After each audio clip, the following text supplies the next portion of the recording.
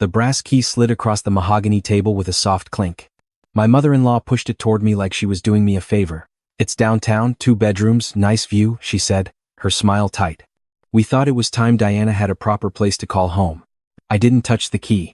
My wife stared at it, then at her parents, confusion written all over her face. "Mom, what is this?" Her father leaned back in his chair, swirling his scotch. "Sweetheart, you've been living in that cramped apartment for 3 years now. Your mother and I bought you a condo in the Riverside district. Beautiful building, great amenities. You can move in next month." "We already have a home," Diana said slowly. "You have a rental," her mother corrected. "This is different. This is yours." I watched them, saying nothing. We were sitting in their beach house in Malibu, the kind of place that screamed old money and careful investments. Through the floor-to-ceiling windows, the Pacific stretched out endlessly, same as it had every time they'd invited us here over the past 3 years. Her father set his glass down. "Marcus, you're a good guy. Really. But let's be honest, freelance design work isn't exactly stable. Diana deserves security." "Richard," Diana started, but he held up a hand. "Just hear me out. You can visit, of course. But your mother, and I think it's time you were closer to us. Your old room is still available if things get tight." That was when I understood. This wasn't about a condo.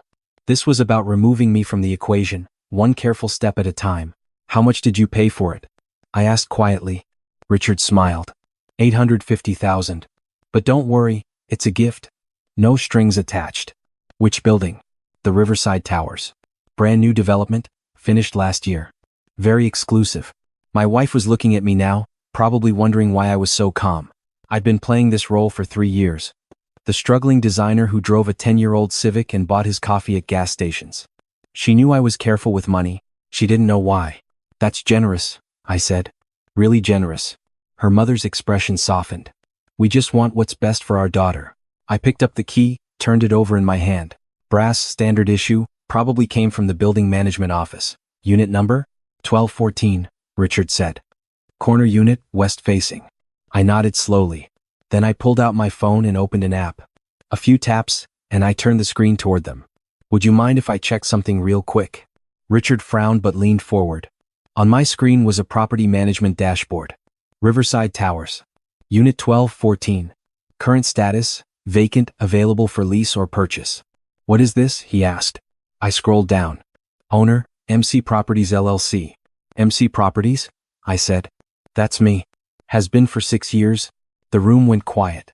Not the peaceful quiet of the ocean outside, but the kind of silence that feels like pressure building before a storm. Diana reached for my phone. I handed it to her. She scrolled through the listings, her eyes getting wider with each swipe. "Marcus. I'm sorry," I said gently. "I should have told you." Her father's face had gone from confident to confused to something approaching anger. "This is some kind of joke." "No joke." I took my phone back and pulled up another screen. The Riverside Towers. Finished construction October 2024. 23 floors, 96 units. I developed it with 2 partners. We broke ground in 2022. Richard stood up. "That's impossible. You're a designer?" "I am a designer." "That's not a lie. I design buildings. I just don't mention that I also build and own them." My mother-in-law looked like she might faint. "But you drive that old car. You live in that tiny apartment." "I like that car. And the apartment is close to Diana's work." Diana was still scrolling through my phone, her hands shaking slightly. "How many properties?" 7 buildings in LA. 3 in San Diego. A couple smaller projects in Palm Springs. "And you just never mentioned this?" I turned to her, and this was the part that mattered more than any of it. "I wanted you to love me for me, not for what I own. Not for what I could give you, just me." Her eyes filled with tears. Not sad tears, exactly. Something more complicated. Richard found his voice again. "This is insane. If you're really who you say you are, then why the hell would you pretend to be broke?" "I'm not broke, I just don't advertise." "You let us think." "I let you think what you wanted to think," I said, keeping my voice level. "You saw the car, the apartment, the freelance work, and you made assumptions. I never lied to you. I just never corrected you." My mother-in-law stood up now too. "This is humiliating." "Why?" I asked. "Because you tried to buy your daughter a home in a building I already own? Because you've spent 3 years pitying me while I've been just fine? You made fools of us." "No," I said quietly, "you did that yourselves. Every time you implied I wasn't good enough. Every time you suggested Diana could do better. Every time you offered to help with bills that I was never struggling to pay. Diana set my phone down on the table. I need some air. She walked out onto the deck. I moved to follow her, but Richard stepped in front of me. If you think this changes anything. It doesn't, I agreed. It doesn't change that you've disrespected me for 3 years. It doesn't change that you just tried to separate me from your daughter. All this changes is now you know exactly who you've been talking down to. I walked past him and joined Diana outside. She was gripping the railing, staring at the waves. I'm sorry, I said again. How long were you going to keep this up? I don't know.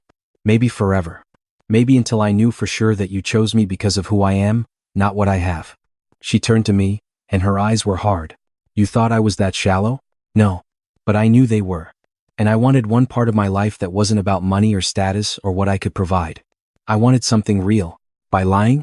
By not volunteering information that would have changed everything. Diana, think about it. If I told you on our first date that I was a real estate developer, would it have been the same? She looked away. We both knew the answer. I fell in love with you in that coffee shop, I said. You were reading a book about urban planning and you had this highlighter you kept clicking, and when you smiled at me, I forgot how to talk like a normal person. That was real. Everything after that was real. The money was just something I kept in a different box. Your name isn't even Marcus Chen, she said quietly. It's Marcus Zhang Chen. I saw it on the property documents. Chen is my middle name. I use it for personal stuff. Zhang for business.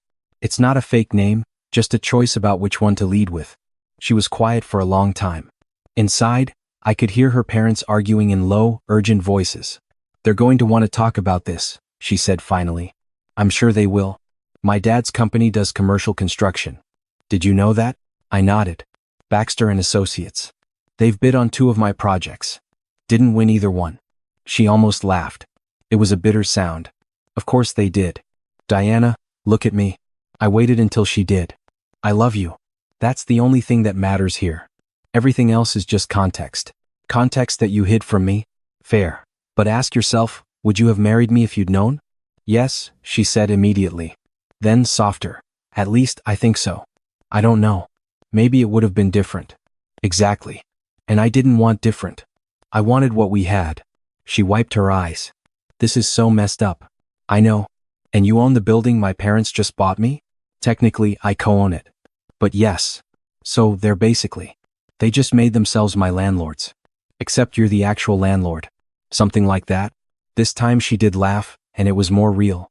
That's almost funny. Almost. She took a deep breath. We should go back inside. Are you sure? No. But we can't avoid them forever. We walked back into the living room. Her parents were sitting on opposite ends of the couch now, both of them looking somewhere between angry and humiliated. We need to discuss this rationally, Richard started. I sat down across from them. Okay. Let's discuss it. First, why would you deceive our daughter like this? I didn't deceive her. I just didn't tell her everything about my business. That's semantics. No, that's boundaries. Diana didn't tell me her salary until 6 months into our relationship. I didn't ask. It wasn't my business. This is different, my mother-in-law said. This is about trust. You're right, I agreed. It is. And for 3 years, you didn't trust that I could take care of your daughter. You assumed I was using her, or that I was weak, or that I needed your help. You never once asked me about my finances. You just looked at what I drove and where I lived, and you decided you knew everything about me. Richard's jaw tightened. We were trying to help. You were trying to control. There's a difference. That's not fair. Isn't it? You bought your daughter a condo without asking if she wanted one. You offered it to her in front of me, making it clear that I wasn't part of the decision. You framed it as security because I supposedly can't provide that. That's not help. That's a power play. The room went quiet again. Diana sat down next to me, not touching, but close enough that it felt like a choice. What do you want from us? Her mother asked finally. Nothing, I said. I've never wanted anything from you except to stop treating me like I'm not enough. And the condo? Keep it. Sell it. Whatever you want. I'll even give you a good deal on it. I pulled the brass key from my pocket and set it on the table. Or give it to Diana. It's a nice unit. Great view. Richard stared at the key. You're not going to make this difficult? Why would I? You didn't know. Now you do. What you do with that information is up to you. He looked at his daughter. Diana, sweetheart, we only wanted. I know, Dad. She cut him off gently. I know you meant well, but Marcus is right. You've never given him a real chance. He was hiding things. So were you, she countered. You were hiding your opinion of him behind polite smiles and generous gifts. At least he was honest about what mattered. My mother-in-law dabbed at her eyes with a tissue. I don't know what to say. You could start with an apology, Diana said quietly. That hung in the air for a moment.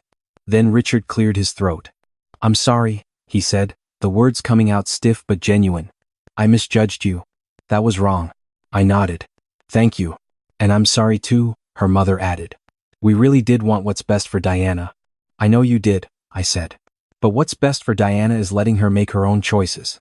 Including choosing me. Diana reached over and took my hand. It was the first time she'd touched me since the conversation started. We left an hour later.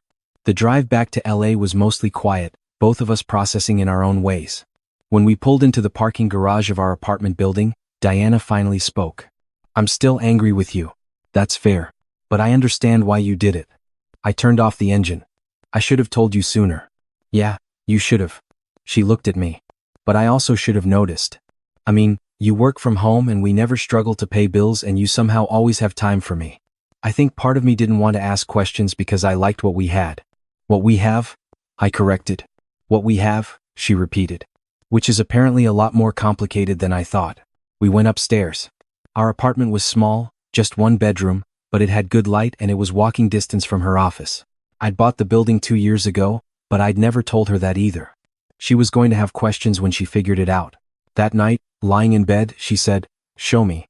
Show you what? Everything. All the properties. The real you. So I did. We sat up until 3 in the morning going through contracts and property listings and design documents. She asked questions and I answered them. She was quiet when she saw the numbers, but she didn't pull away. You really did all this? She asked finally. With help. I have good partners. And you were just going to keep living like this? I like living like this. It's simple. She shook her head. You're insane. Maybe. Definitely. But she was smiling now. We're going to have to talk about this more. A lot more. I know. And you're taking me to see all the buildings? Deal? And you're buying me dinner somewhere really expensive to make up for 3 years of gas station coffee. I pulled her closer. I can do that. She rested her head on my chest. Your parents are going to hate me even more when they find out I'm staying with you. They'll get over it. Will they? Probably not, I admitted. But that's their problem, not ours. The next morning, I got an email from Richard. Subject line, we should talk. I showed it to Diana. She read it and sighed.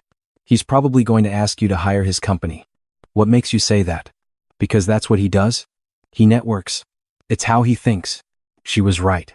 The email was polite, apologetic even, but it ended with a line about potential synergies and mutually beneficial arrangements.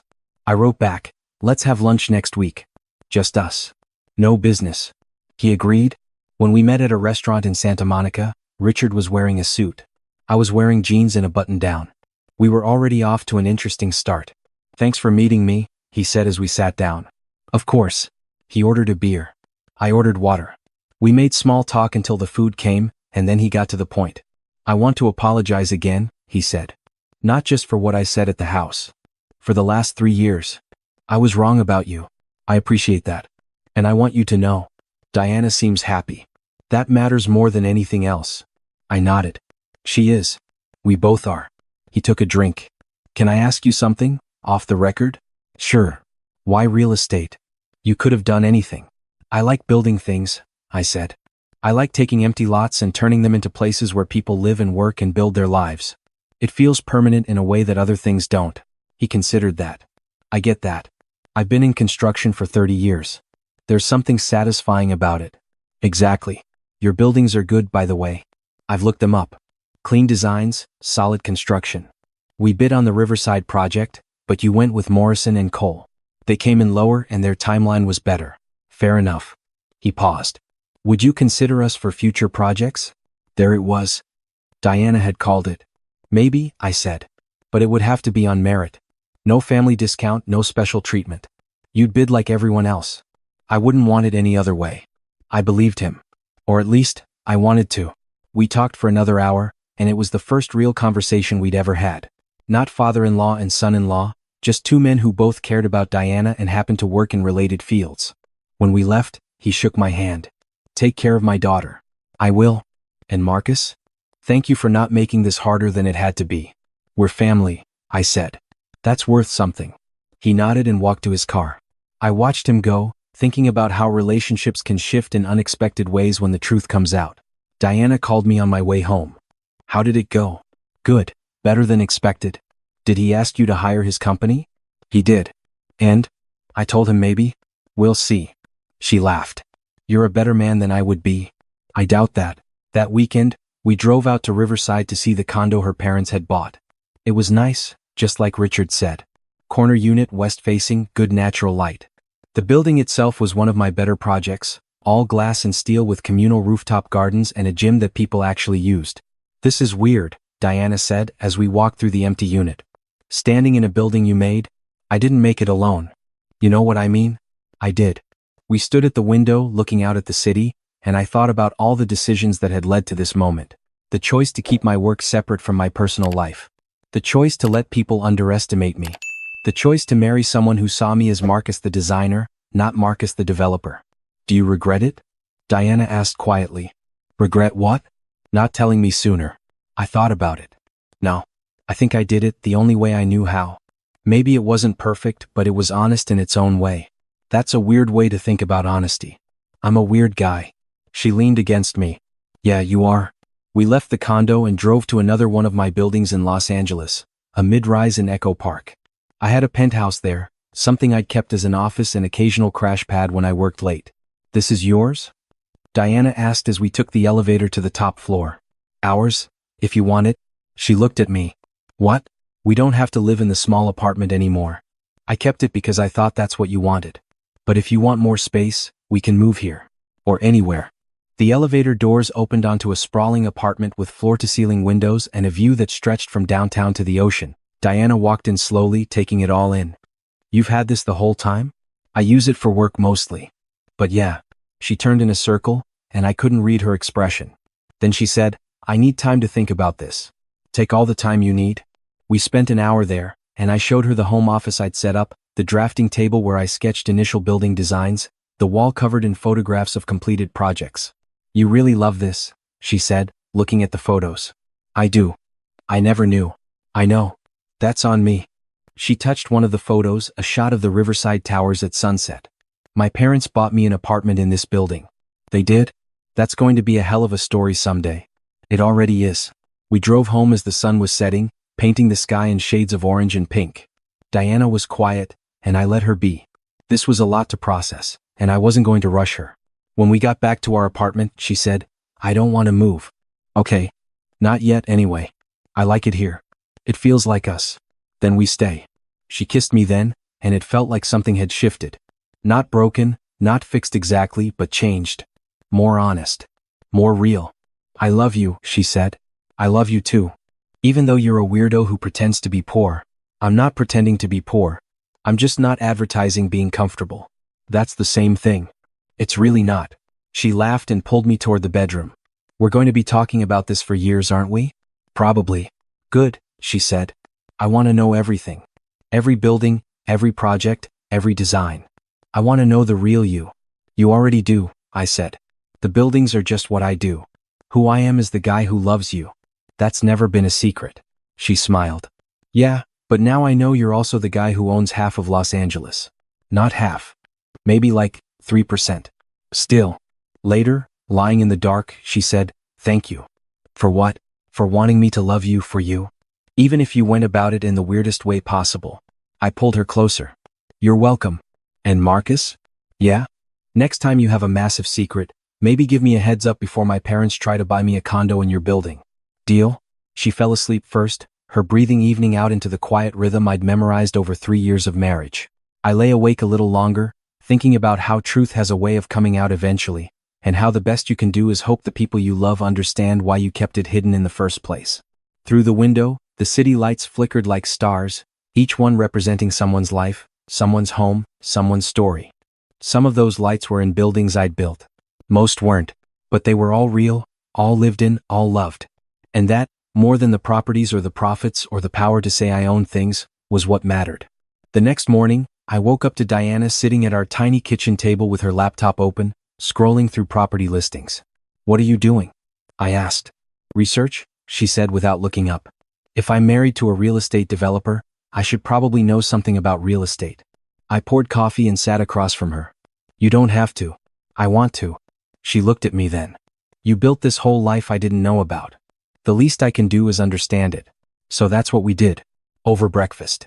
I walked her through how development works, from acquiring land to securing permits to managing construction. She asked good questions, the kind that showed she was actually listening, actually trying to understand.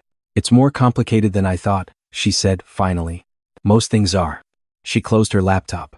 My mom called this morning. How was that? Awkward. She wanted to know if we're still coming to Thanksgiving. Are we? I said yes. Was that okay? I reached across the table and took her hand. Diana, you don't need my permission to see your family. I know. But after everything, they're still your parents.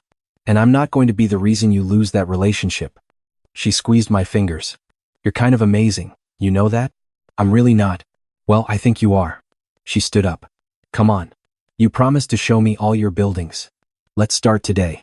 We spent the day driving around Los Angeles, stopping at each property I owned or co-owned. She took pictures, asked about the design choices, wanted to know the stories behind each one. By the time we finished, it was dark and we were both exhausted. That was incredible, she said as we headed home. I had no idea. Now you do. Now I do, she agreed. And then, softer, I'm proud of you, Marcus. I should have said that earlier. It was such a simple thing, but it hit me harder than I expected. Thank you. And I'm sorry I didn't ask more questions. About your work, about your life before me. I just assumed I knew everything. We both made assumptions, I said. That's on both of us. When we got home, there was a package waiting at our door.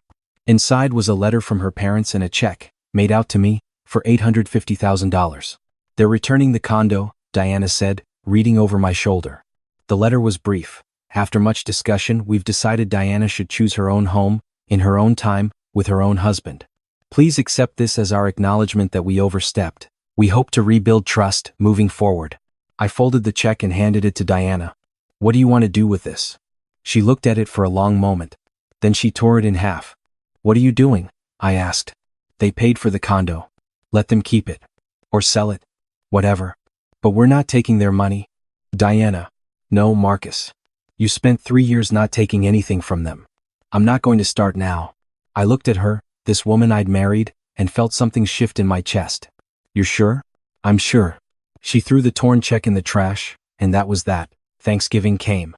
We drove to Malibu, and the dinner was less awkward than I'd expected. Richard and I talked about construction trends. My mother-in-law asked Diana about her work. It felt almost normal, except everyone was trying just a little too hard. After dinner, Richard pulled me aside. I've been thinking about what you said, he told me. About Diana making her own choices. Okay. You were right. We've been treating her like she can't take care of herself. That wasn't fair to either of you. I appreciate you saying that. He looked out at the ocean. I built my company from nothing. Did Diana ever tell you that? She mentioned it. I wanted her to have an easier life than I did. But somewhere along the way, I forgot that easy isn't always better. He turned back to me. You could have destroyed me, you know. One word to the right people about how I tried to bribe my daughter's husband, and my reputation would be done. That thought never crossed my mind. Why not? Because you're her father. And despite everything, you love her. That counts for something. He nodded slowly. Thank you for that. You don't have to thank me. Yeah, I do.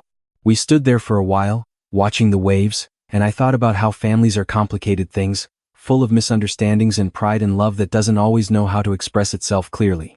Diana found us eventually. You two good? We're good, Richard said. He looked at me. Right? We're good, I agreed. That night, driving home, Diana said, that went better than I thought. Your dad's trying. He is? She paused. So are you? It's worth it. Yeah, she said quietly. It is. 6 months later, we moved into the penthouse in Echo Park.